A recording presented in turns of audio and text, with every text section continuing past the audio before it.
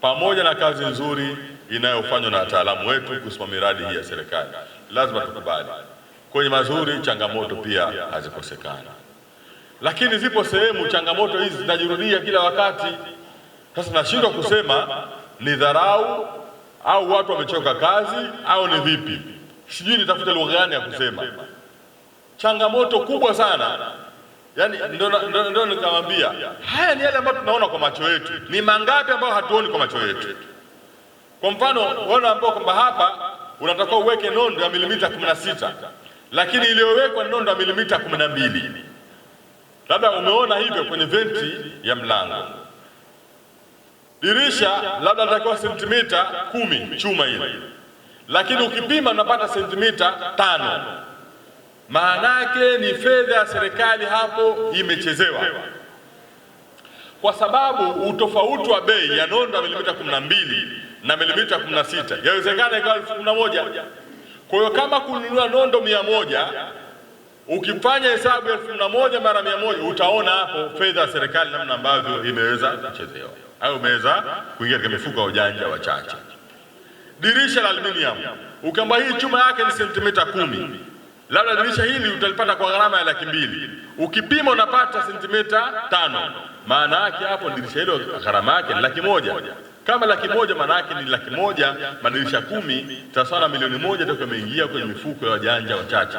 Sisi kama Chama cha Mapinduzi kwenye mkoa wa Tanga, niwaambie ndugu zangu, hatuwezi kukubali kitu kiweze kuendelea. Kama nilivyosema, ndio tunaona kwa macho yetu kwamba hiki chuma, hii nondo imewekwa kwenye venti ya mlango, kuna pale unaiona. Naomba BQ inakuonyeshaje? BQ inakuonyesha kwamba hapa nondo hii itakuwa kwenye venti hiyo milimita 16. Hapa imekaa 12. Umpata nafasi ya kuona. Haya, kwenye venti hii ya mlango tutakuwa tuone vioo. BQ ndio inaonyesha. Lakini vioo havikuwekwa. Na unaambiwa jengo hilo limekamilika kwa 100%. Mfano wote tumekuta Pangani kwenye shule ya sekondari halisi. Shule ambayo toka imeanza mradi ule ni kichefuchefu kitupu. Ndio nikawauliza juzi, mmetuita tena hapa tuje tuona mnachoendelea kufanya katika ubadhirifu wa fedha ya serikali.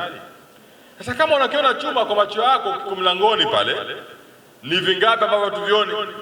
Je, kwenye bimu kama labda ilitakiwa kwa mujibu wa BOQ hapo kuwekwa nondo ya milimita 12, tutahakikishaje kwamba hapo kumewekwa nondo ya milimita 12 kwa jengo limemalizika? Je, kama ile kwa milimita 8, kwa nini tusikubali kwamba hapa inawezekana kumewekwa nondo ya milimita 8 na sio 12? Kama kwenye milimita 16 tumeweza kuweka 12, huku kwa nini sio 8 badala ya 12? Mtaona namna gani ambapo hatumuonee huruma Mheshimiwa Rais. Yeye anaangalia kutafuta fedha, halafu huku kuna wajanja wachache fedha zile ingia kwenye mifuko yao. Ndugu zangu, si kweli kwamba mkuu wa mkoa ataweza kwenda kutembelea miradi yote na kamati yake ya usalama. Si kweli kwamba mkuu wa wilaya ataweza kutembelea miradi yote na kamati ya usalama.